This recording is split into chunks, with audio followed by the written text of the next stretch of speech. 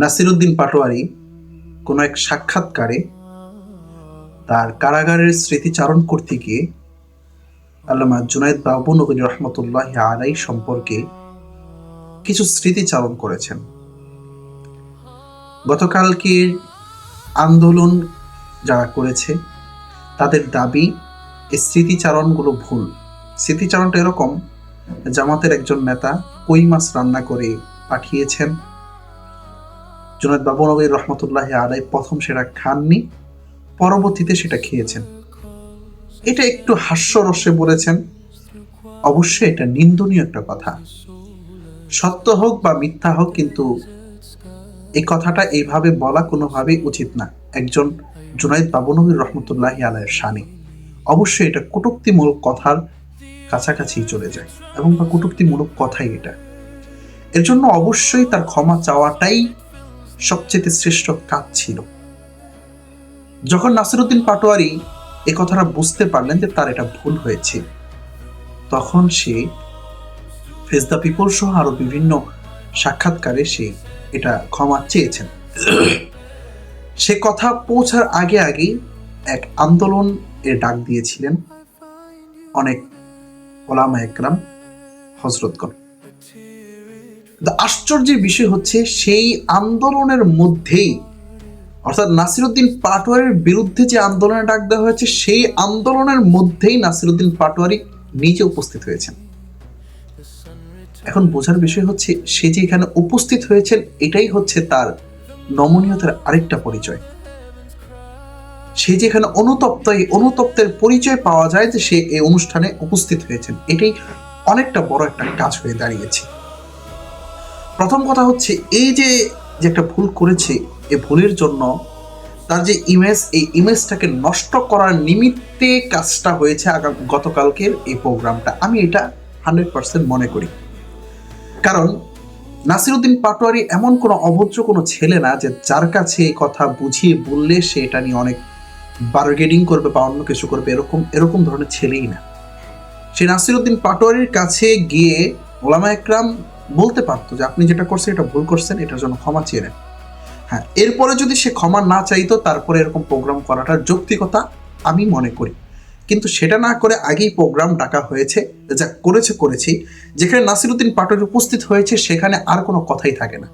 প্রয়োজন ছিল এই প্রোগ্রামটার মধ্যে যখন বুঝতে পেরেছে নাসিরুদ্দিন পাটোয়ারি এসেছে, তখন নাসিরুদ্দিন পাটোয়ারি কি জনসম্মুখে সামনে এগিয়ে দেওয়া দরকার ছিল। ভাই, আপনার বক্তব্য আপনি ক্লিয়ার করুন, আপনার বক্তব্য আপনি বলুন। সেটা না করে তাকে পিছনে রেখে একজন বক্তব্য দিলেন, এখানে নাসিরুদ্দিন পাটোয়ারি উপস্থিত আছেন, আমরা বলবো আপনি জনসম্মুখে ক্ষমা চান, না ক্ষমা চাইলে আপনাকে এই দেশে আমরা দেখতে চাই না। এটা কি ভদ্রতা? এটা কি শালীনতা? আপনি নাসিরুদ্দিন পাটোয়ারিকে শত্রু মনে করতেছেন, কিন্তু নাসিরুদ্দিন পাটোয়ারি আপনাদেরকে শত্রু মনে করেনি। নাসিরুদ্দিন পাটোয়ারি যদি শত্রু মনে করতো তাহলে আপনাদের প্রোগ্রামে সে উপস্থিত হতো না। সে অনুতপ্ত বিধায় আপনাদের প্রোগ্রামে কি উপস্থিত হয়েছে। গেল একটা বিষয়। এরপরে নাসিরুদ্দিন পাটোয়ারি সেখানে উপস্থিত থাকা সত্ত্বেও প্রোগ্রাম শেষ হওয়ার পর নাসিরুদ্দিন পাটোয়ারি সেখানে দাঁড়িয়ে কথা বলতেছিলেন। সেখানে একদল উৎসুক জনতা এরা করলো কি, একটু বের হয়ে দরজার সামনে থেকে নাসিরুদ্দিন পাটোয়ারিকে জুতা দেখাচ্ছে। ভিডিও অনলাইনে আছে, দেখে নিন। জুতা দেখাচ্ছে। এটা সভ্যতা? এটা শালীনতা? এটা কি শালীনতার মধ্যে পড়ে? এটাকে মানবতা বলে? সে একটা ছোট একটা ভুল করছে ধরে নিলাম, এর জন্য এত কিছু? আচ্ছা, গেল এটা। এরপরে তার বিরুদ্ধে স্লোগান নিয়ে বের হলো, মিছিল নিয়ে বের হলো। আরে ভাই, এগুলা কি? সে তো অনুতপ্ত বিধায় তো এখানে উপস্থিত হয়েছে, তাহলে আবার মিছিলের প্রয়োজনটা কি? এই পুরা গল্পটার মধ্যে একটা তৃতীয় পক্ষ অবশ্যই আছে। অর্থাৎ যখন দেখতে পারতেছে নাসিরুদ্দিন পাটোয়ারির জয় জয়কার একটা অবস্থা, সে সময় বিগত সময়ও আমরা দেখেছি ফেসিস্ট আমলেও 17 বছর পর্যন্ত যেই ধাঁচে আমাদের মধ্যে দ্বন্দ্ব লাগিয়েছে, তৃতীয় পক্ষ এসে এখনো সেটাই করতেছে। আর আমাদের অনেক হুজুর এরকম রয়েছে যারা না বুঝেই লাফানো শুরু করে। আমাদেরকে যেভাবে খোঁচা মারে আমরা ওভাবেই লাফাই, যার কারণে আজও পর্যন্ত আমাদের কোনো কিছুই কোনো জায়গায় আমরা পাইনি, মানে আমাদের অধিকারটুকু আমরা কোথাও পাইনি। না হলে শাপলা চত্বরের মধ্যে এত বড় একটা ঘটনার পরে 13টা যে দফা নিয়ে আন্দোলন করা হয়েছিল, 13 দফার কোন দফাটা আজ পর্যন্ত গ্রহণ করা হয়েছে, আজ পর্যন্ত সেই দাবি পূরণ করা হয়েছে বলতে পারবেন? পারবেন না। কারণ হচ্ছে আমাদেরকে যেভাবে নাচায় আমরা সেভাবে নাচি, আমাদের মধ্যে ঐক্য নষ্ট করার জন্য তৃতীয় পক্ষ কাজ করে, আর আমরা সেভাবেই নাচতে থাকি, যার ফলে আমাদের এই একটা অবস্থা, দুর্দশা।